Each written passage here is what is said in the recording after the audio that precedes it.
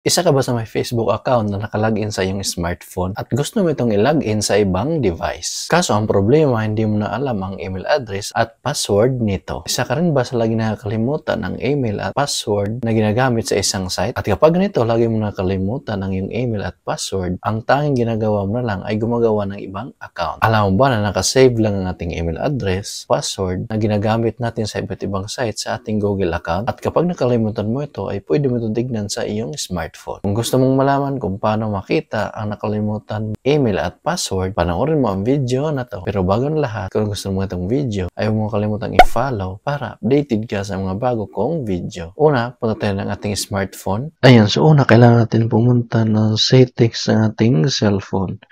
So, pag nasa settings na tayo ng ating cellphone, ay scroll up lang natin. Hanapin natin yung Google. So, once na makita natin yung Google, puntin lang natin to. Then, pinutin lang tong manage your Google account.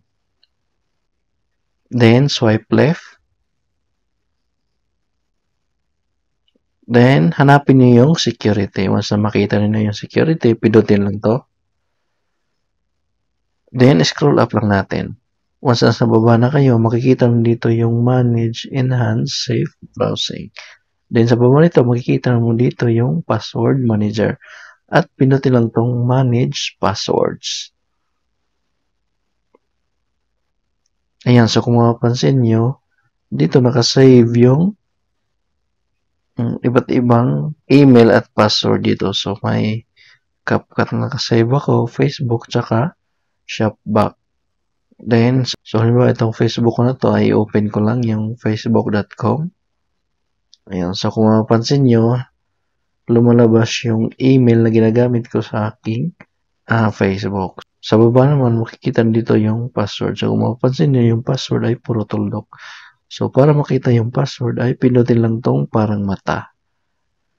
Ayan, so lumabas na yung password ng aking Facebook account. So, ganun lang kadali.